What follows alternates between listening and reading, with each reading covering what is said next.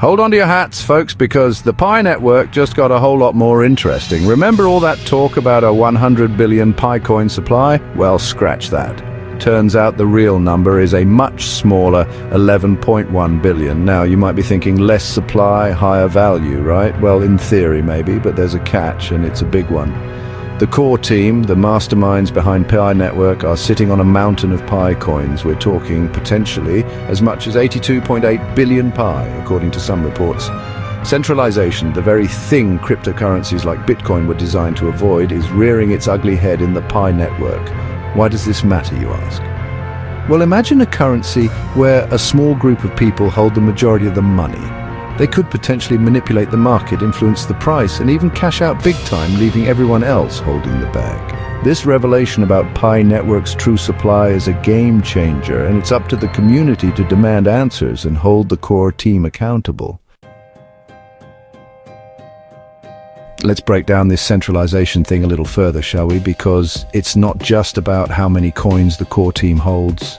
It's also about how much control they have over the entire network. See, in a truly decentralized system, power is distributed among many different participants. Think of it like a democracy where everyone gets a vote. But in the case of Pi Network, it's more like a dictatorship with the core team calling all the shots. For starters, the number of nodes operating on the Pi network is alarmingly low. We're talking a paltry 43 nodes compared to thousands on established networks like Bitcoin and Ethereum. Nodes are like the backbone of a blockchain, verifying transactions and ensuring the network's security. With so few nodes, Pi network becomes vulnerable to manipulation and control. And guess who controls most of those nodes? You guessed it, the core team. This lack of decentralization is a major red flag. It undermines the very principles of blockchain technology and puts the entire project at risk. Remember those heady days when Picoin was riding high, its price soaring to new heights? Yeah, those days seem like a distant memory now. The Picoin price has taken a nosedive, plummeting a gut-wrenching 55% from its peak. What was once trading at a respectable $3 is now languishing at a measly $1.33. So, what in the cryptosphere is going on? Well, for starters, remember that whole centralization issue we talked about? Yeah, that's not exactly inspiring confidence in investors. When people see so much control concentrated in the hands of a few, they tend to get a little jittery. And jittery investors are not known for their bullish behavior. Then there's the issue of token unlocks. See, a large chunk of those 11.1 billion Pi coins are currently locked up, meaning they can't be traded on the open market. But as the project progresses, more and more of these coins will be unlocked and released into circulation. Combine all of these factors and you've got a recipe for a price drop. Now, whether Picoin can recover from this slump remains to be seen. Section 4, Mainnet, Migration Frustrations, Users Cry Foul. Moving on from the price rollercoaster, let's talk about the technical side of things, shall we? Specifically, the mainnet migration, which has been about as smooth as a camel ride through a hurricane. For those who don't speak crypto, the mainnet is basically the final live version of a blockchain network. The problem is migrating millions of users from the testnet to the mainnet is no easy feat. And Pi Network seems to be learning that the hard way. Users have been reporting all sorts of issues, from difficulty accessing their wallets to problems verifying their accounts. But wait, it gets worse. The deadline for KYC verification, that pesky process of proving your identity, was March 14th. And guess what? A lot of users missed the deadline, either due to technical difficulties or just plain old procrastination. This whole mainnet migration debacle has left a sour taste in the mouths of many Pi Network users.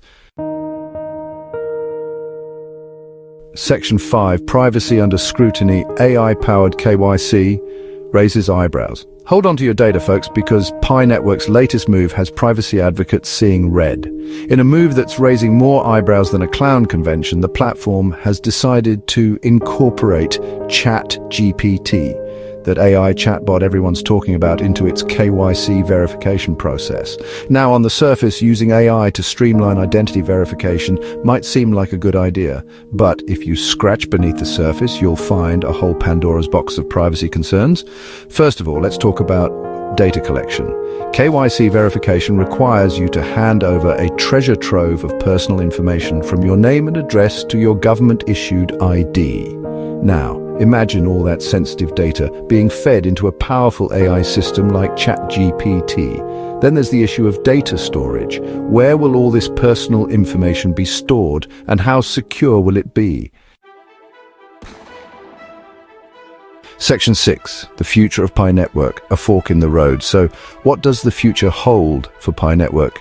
Will it rise from the ashes of its current challenges and soar to new heights, or will it crumble under the weight of its own contradictions and fade into obscurity? Well, the truth is, nobody knows for sure. But one thing's for certain. Pi Network is at a crossroads. The decisions made in the coming months will determine its fate. If the core team addresses the centralization concerns, improves the user experience, and prioritizes transparency and communication, Pi Network might just have a fighting chance. On the other hand, if they continue down the current path, ignoring the criticisms and failing to address the fundamental flaws in the system, Pi Network is headed for a fall. The future of Pi Network is in the balance. Section 7. Staying informed, navigating the uncertain waters of Pi. One thing is clear, the Pi Network saga is far from over. New twists and turns are popping up faster than you can say decentralization. So, how do you make sense of it all? How do you separate the hype from the reality? And most importantly, how do you protect yourself from potential risks? The answer, my friends, is simple. Stay informed. Don't just take the core team's word for it. Do your own research, read independent analyses, follow crypto news outlets,